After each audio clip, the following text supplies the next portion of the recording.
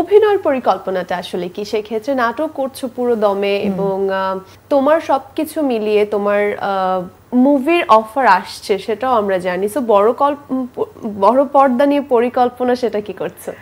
সেটাও যে বললাম যে পরিকল্পনা ওরকম ভাবে এখনো মানে হয় কি যে আমাদের আর্টিস্টদের আসলে খুব বেশি একটা পরিকল্পনা করে আগানো যায় না, কারণ বেশিরভাগ প্রজেক্টই ডিপেন্ড করে ডিরেক্টর প্রোডিউসারের উপর, তারা কি তোমাকে কাস্ট করছে কিনা, কোন সময় খুব আনএক্সপেক্টেড সময় আমার সবকিছু হয়।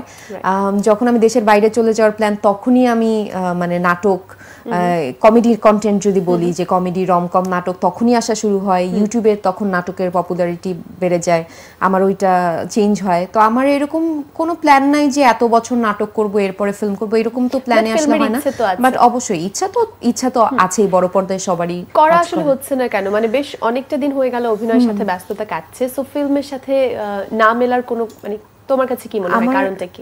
কারণ আমি এখন নাটকের ইন্ডাস্ট্রি যেরকম দেখছি বা আমি একটার পর একটা যেরকম নাটক করতে পারছি, ফিল্মে আমার কাছে গেলে মনে হয় হয়তো একটা ফিল্ম আমি ভালো করতে পারবো, এর পরের ফিল্মটা কি আদৌ ভালো কোনো ফিল্ম আসবে কিনা, নাকি আমার বাসায় বসে থাকতে হবে। এবং আমি বাসায় বসে থাকার মানুষ না, আমি খুবই বিজি থাকতে পছন্দ করি। তো আমার কাছে মনে হয় যে আমি যখন বুঝবো যে আমার অনেকগুলো ফিল্মের অফার আসছে এবং this is the right time, আমি একটার পর একটা ভালো ফিল্ম করতে পারবো, ওই রকম অপরচুনিটি আছে ইন্ডাস্ট্রিতে, তখন মুভ করার ইচ্ছা। আর বাংলাদেশে আসলে যখন আপনি এটা মানে একটু বিটার ট্রুথ বাট সত্য যে যখন আপনি নাটক করছেন একাধারে, তখন একটা ফিল্ম মাঝখান দিয়ে করে আবার নাটক করলে আসলে ওই জিনিসটা এক্সক্লুসিভিটিটা থাকে না, এবং মানে দর্শকও চায় যে তারা যেহেতু হলে টিকিট দিয়ে কেটে দেখছে, তারা আবার ইউটিউবে তাদের নাটক দেখতে চায় না।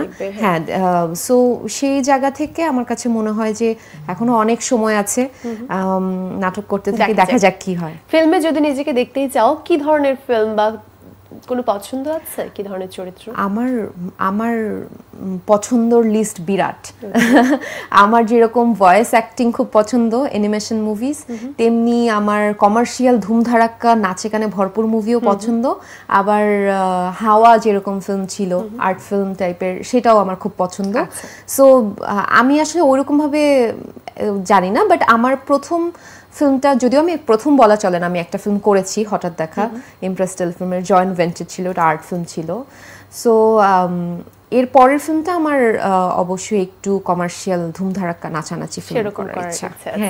ওকে, গ্রেট। সো এই যে সেখানে যে কমার্শিয়াল নাচানাচি ধুমধারাক্কা, তখন কি পরিবারের কোনো বাধা আসবে? কারণ শুরুতে বলছিলে যে নাচে ফ্যামিলি সেভাবে না, প্রথম দিকে একদম শুরুর দিকে যেহেতু আমার ফ্যামিলির আত্মীয় স্বজনের দূর দূরান্তের কেউ মিডিয়াতে নেই এবং কেউই গান নাচ আবৃত্তি এ ধরনের কোনো সাংস্কৃতিক জিনিসের সাথে নাই, তখন আমার মানে বাবা প্রথম দিকে যেহেতু সেও দেশের বাইরে ছিল, সে ভাবছে হয়তো শখ করে মেয়ে নাচ শিখতে চায়, একটু গান শিখতে চায়, কদিন পরে এই ভূত মাথা থেকে নেমে যাবে। বাট সে তো জানে না যে আমার মা আর আমার মাথায় ভূত ভালো মতো পার্মানেন্টলি আছে। এবং না, এখন আমার ওরকম কোনো বাধাই নাই, আমার সেই জায়গা থেকে খুবই সাপোর্ট আমি সবসময় পাই। বাবা এখন পছন্দ করেন? বাবা কাজ দেখেন কি? হ্যাঁ, বাবা তো আজকে সেটেও আসছে কিন্তু। সো আমার বাবা এখন যখন দেশে আসে, তখন আমার মা তার যে দায়িত্ব ছিল, সে সবসময় সেটে নিয়ে যেত, দৌড়াদৌড়ি করতে, তুমি হয়তো দেখেছো আম্মুকে, সবসময় সাথে থাকতো।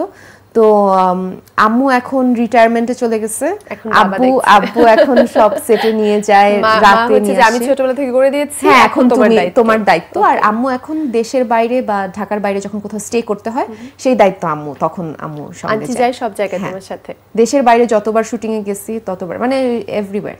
ও আচ্ছা।